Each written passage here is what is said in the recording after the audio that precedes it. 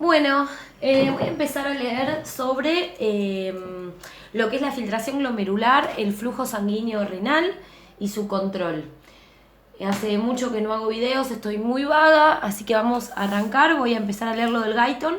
Después voy a hacer unos videos de unos resúmenes que tengo de los apuntes que llaman aula magna, que venden ahí en la Facultad de Medicina.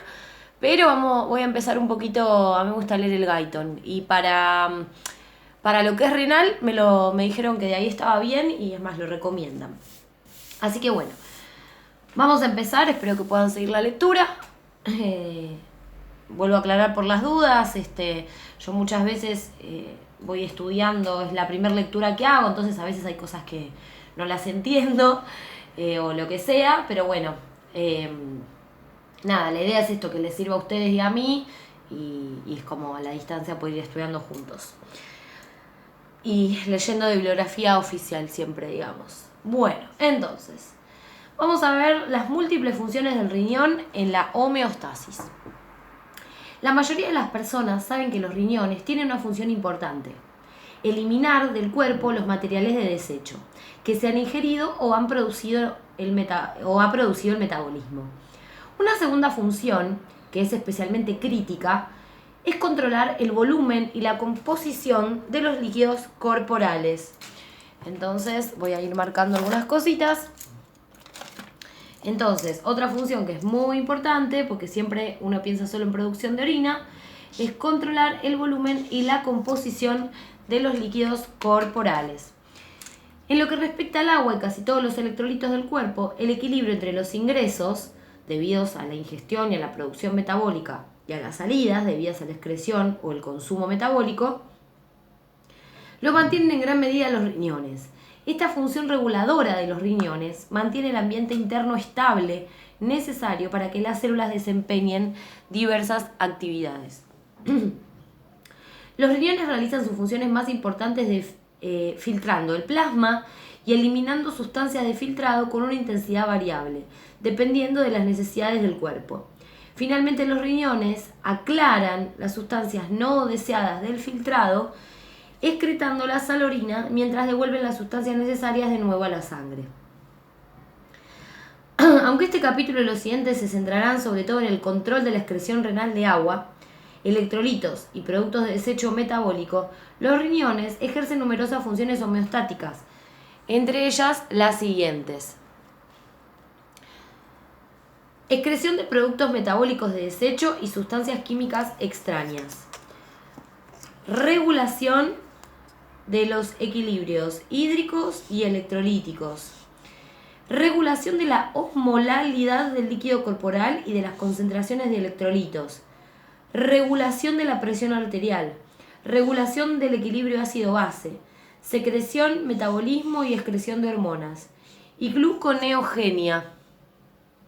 Entonces, excreción de productos metabólicos y de desecho, regulación de equilibrio hídrico y electrolítico, regulación de osmolalidad del líquido corporal y de las concentraciones, regular la presión arterial, regulación del equilibrio ácido-base, secreción, metabolismo y excreción de hormonas y gluconeogenia. Entonces, excreción de productos metabólicos de desecho y sustancias químicas extrañas, fármacos, metabolitos de hormonas. Los riñones son los principales medios de eliminación de los productos de desecho del metabolismo, que ya no necesita el cuerpo. Sí, a ver si puedo poner esto ahí. Bien. Que ya no necesita el cuerpo. Estos productos son principalmente la urea. ¿Cómo se llama? La urea del metabolismo de los aminoácidos, la creatinina de la creatina muscular, el ácido úrico de los ácidos nucleicos, los productos finales del metabolismo de la hemoglobina, como la bilirrubina, y los metabolitos de varias hormonas. Estos productos de desecho deben eliminarse del cuerpo tan rápidamente como se producen. Los riñones también eliminan la mayoría de las toxinas y las otras sustancias que el cuerpo produce o ingiere, como los pesticidas, los fármacos y los aditivos alimentarios. Entonces, principalmente, ¿cuáles son los principales productos de desecho? 1. La urea, que viene de metabolismo de aminoácidos, o sea, de las proteínas. Creatinina, que viene de la creatinina muscular. Cada vez que se usan los músculos, está el metabolismo, el primer sistema energético, que es el ATP fosfocreatina. Entonces, nada, los músculos usan la creatina. Entonces, del metabolismo muscular secretamos creatinina. El ácido úrico, que va a venir principalmente de los ácidos nucleicos. Los productos finales del metabolismo de la hemoglobina y los metabolitos de varias hormonas. Bien, ahora vamos a ver un poco esto del equilibrio, de la regulación de los equilibrios hídrico y electrolítico. O sea, lo que estamos viendo es todas estas funciones que nombramos, aparte de la que es formación de orina, estamos nombrando todas esas que son estas funciones homeostáticas, ¿sí? Entonces, si nosotros en un oral, lo que sea, nos preguntan, bueno, funciones de homeostasis del riñón, o sea, o funciones del riñón, la primera podemos decir producción de orina, pero después tenemos todas estas. Entonces, por un lado, excreción de productos metabólicos de desecho, etcétera, etcétera. Después, regulación del equilibrio hídrico y electrolítico. Para el mantenimiento de la homeostasis, la excreción de agua y electrolitos debe corresponderse de forma precisa con su ingreso. Si los ingresos superan la excreción, la cantidad de esa sustancia en el cuerpo va a aumentar. Si la ingestión es menor que la excreción, la cantidad de esa sustancia en el cuerpo se va a reducir. Entonces, si lo que ingiero es menor, si tengo menor ingesta, voy a tener menos sustancia en el cuerpo, menos cantidad de esa sustancia. La ingesta de agua y de muchos electrolitos está gobernada sobre todo por los hábitos de bebida y comida de la persona, y los riñones deben ajustar su excreción a su ingestión. La figura 26.1, que vamos a verla, muestra la respuesta de los riñones a un incremento brusco de 10 veces de la ingestión de sodio, desde un valor bajo de 30.000 equivalentes por día a un valor alto de 30.000 equivalentes por día. En los 2 a 3 días siguientes, el aumento de ingestión de sodio, en los 2 a 3 días siguientes de ese aumento de la ingesta de sodio, supónganse una panzada con un asado lleno de sal, unas papas fritas llenas de sal previas al asado, entonces aumentó mucho la ingesta de lo que la persona capaz y todos los días se cuidaba, aumentó mucho la ingesta de sal ese día. Entonces, en los 2-3 días siguientes de ese aumento, la excreción renal también va a aumentar alrededor de 300.000 equivalentes por día, de manera que se restablece el equilibrio entre la ingesta y la salida. Pero durante la adaptación renal, en esos 2 o 3 días, la elevada ingestión de sodio se va a producir una acumulación modesta de sodio que va a incrementar ligeramente el volumen del líquido extracelular y desencadena cambios hormonales y otras respuestas compensadoras que indican a los riñones que aumenten la excreción. O sea, yo voy a tener más sodio en el cuerpo, seguramente va a haber un poco de edema, va a haber hinchazón, va a aumentar el líquido extracelular. Entonces, eso va a ser una orden para decirle, flaquitos, sáquenme todo este sodio que tengo acá dando vueltas. Bien, entonces, la capacidad de los riñones de alterar la excreción de sodio en respuesta a los cambios en su ingestión es enorme.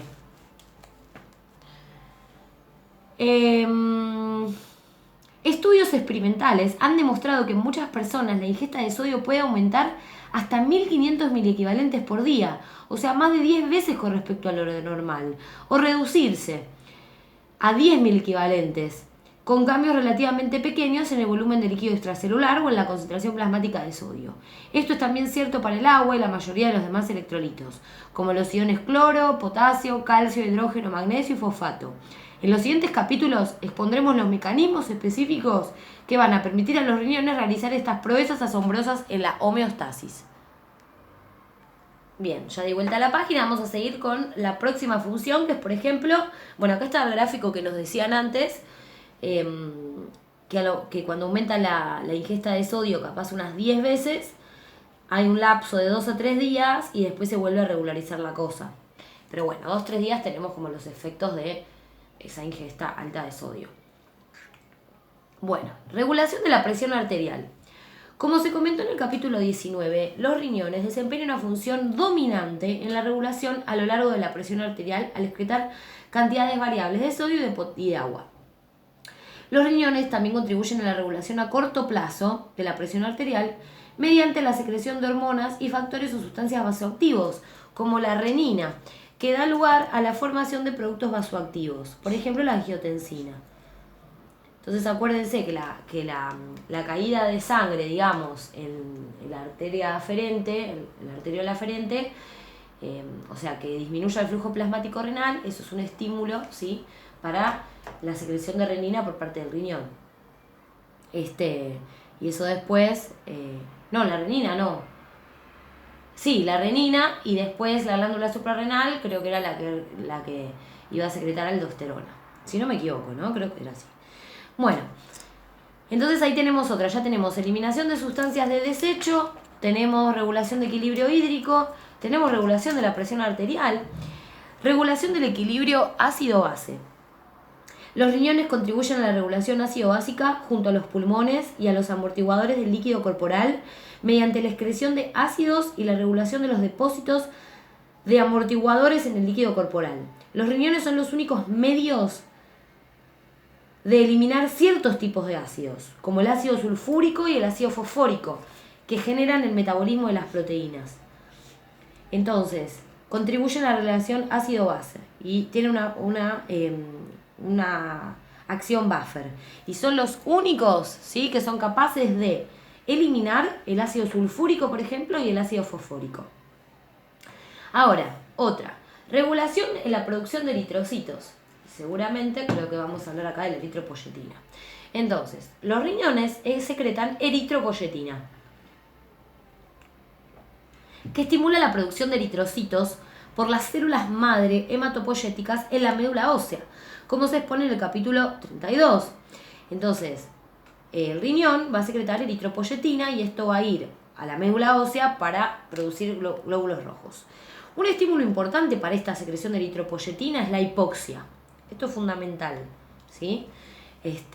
No es ni la caída de presión ni nada, es la hipoxia. Entonces, estímulo principal para la secreción de eritropoyetina, hipoxia. Los riñones son responsables normalmente de la mayor parte de eritropoyetina secretada por la circulación. En las personas con una nefropatía grave o en los que se han extirpado los riñones y están en hemodiálisis, aparece una anemia grave debido a la menor producción de eritropoyetina. Les cuento algo. Yo no sé si esto lo conté alguna vez. Bueno, yo algo de deporte y esas cosas sé, de fisiología del ejercicio, que la verdad muchas cosas no me las acuerdo, pero algunas cosas sí. Yo soy profe de educación física y bueno, y por ejemplo, hay gente que está prohibido en el dopaje, por ejemplo, porque a veces para ganar oxigenación y todo, hay métodos de dopaje en donde capaz se inyectan eritropoyetina para producir glóbulos rojos. Bueno, eso está prohibido, ¿sí? Así que bueno, también otra cosa es todo lo que es la aclimatación, cuando los deportistas van a lugares donde la altura es alta, por ejemplo, cuando un jugador de fútbol se va a jugar a Bolivia, hay un nivel de altura sobre el nivel del mar mucho más alto, hay menor presión de oxígeno en la atmósfera, entonces no va a entrar tanto los glóbulos rojos, al haber menos presión no se satura tanto la hemoglobina, si mal no recuerdo que era así, entonces hay hipoxia, entonces para contrarrestar eso hay que durante 2-3 días por lo menos aclimatarse, ir produciendo más glóbulos rojos, y etcétera, etcétera. Bueno, otra función, regulación de la producción de 1,25 hidroxivitamina D. Bueno, entonces vitamina D. Los riñones van a producir la forma activa de la vitamina D. ¿Se acuerdan que antes había una hidroxilación? Se empezaba a producir en la piel, hay que exponerse al sol para producir vitamina D. Después hay una segunda hidroxilación en el hígado, una primera, y una segunda en el riñón, mediante la hidroxilación en el carbono número 1. En la posición 1. El calcitriol es esencial para el depósito normal de calcio en el hueso. ¿Sí? La vitamina D justamente es hipocalcemiante, lo que va a hacer es meter a la sangre dentro de los huesos, va a favorecer, y ante un déficit de vitamina D podemos tener enfermedades como raquitismo, osteomalacia, osteoporosis. Entonces también tenés un problema renal no podés hidroxilar bien la vitamina D, no vas a tener vitamina D y un efecto colateral de tener algún problema en el riñón puede ser un problemas en los huesos, ¿no? Bien, como se expuso en el capítulo 79, el calcitriol desempeña una función importante en la regulación del calcio y del potasio. Y último, síntesis de glucosa. Los riñones sintetizan glucosa a partir de los aminoácidos y otros precursores durante el ayuno prolongado en un proceso denominado gluconeogénesis. Esto la verdad me había olvidado. Nada, el hígado sé que hacía gluconeogénesis, pero me había olvidado completamente que el riñón también. La capacidad de los riñones de añadir glucosa a la sangre durante periodos prolongados de ayuno rivaliza con la del hígado. En las nefropatías crónicas, una insuficiencia renal aguda, estas funciones homeostáticas se interrumpen y aparece con rapidez anomalías intensas en los volúmenes del líquido corporal y en su composición. Ante una insuficiencia renal completa, se acumula en el cuerpo suficiente potasio, ácidos, líquidos y otras sustancias como para causar la muerte en unos días, a no ser que se inicien intervenciones clínicas como una hemodiálisis para restablecer al menos parcialmente los equilibrios y los electrolitos, los líquidos y los electrolitos corporales. Entonces, gente, fundamental, ¿sí? ¿Cuáles son, aparte de la producción de orina, las funciones de los riñones? Teníamos por un lado, excretar productos metabólicos de desecho, sustancias químicas extrañas, fármacos y metabolitos de hormona. ¿Cuáles son las principales sustancias de desecho? Teníamos la urea, la creatinina, ácido úrico y bilirrubina. ¿Estamos? Después tenemos la regulación del equilibrio hídrico y electrolítico, que a medida que aumenta la ingesta de sodio, por ejemplo, el riñón y de agua, el riñón a lo largo de 2 o 3 días, digamos, ante ingestas muy altas, va a ir equilibrando todo, pero eso es como una respuesta más lenta. Después tenemos, por ejemplo, la regulación de la presión arterial. Hay que acordarse que el riñón va a producir sustancias como la renina, ¿sí? Renina, se me olvidó. La regulación del equilibrio ácido-base va a tener efecto buffer. Por ejemplo, los riñones iban a ser los únicos que iban a poder eliminar ciertos ácidos del organismo, como el sulfúrico y el fosfórico, que es producido por el metabolismo proteico. Por otro lado, tenemos que regula la producción de glóbulos rojos, porque fabrica eritropoyetina, y el principal estímulo para fabricar eritropoyetina es la hipoxia, ¿sí?, sanguínea. Después tenemos que el riñón termina de hidroxilar la vitamina D, por ende un problema en el riñón va a ser que no tengamos suficiente vitamina D y esto puede devenir en problemas en los huesos. Y por otro lado también va a ser gluconeogénesis, va a fabricar glucosa ante situaciones de ayuno, estrés, etcétera.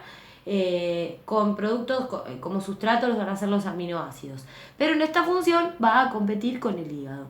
Entonces, bueno, ya vemos todas las funciones importantísimas que hay, y que si hay una falla renal hay que rápido intervenir, porque a lo largo de 2 o 3 días, con todas estas funciones importantísimas que vimos, te podés terminar muriendo. Así que bueno, voy a hacer otro video en donde ya empezamos a ver todo lo que es la nefrona y la filtración glomerular. Bueno, nos vemos en el próximo video.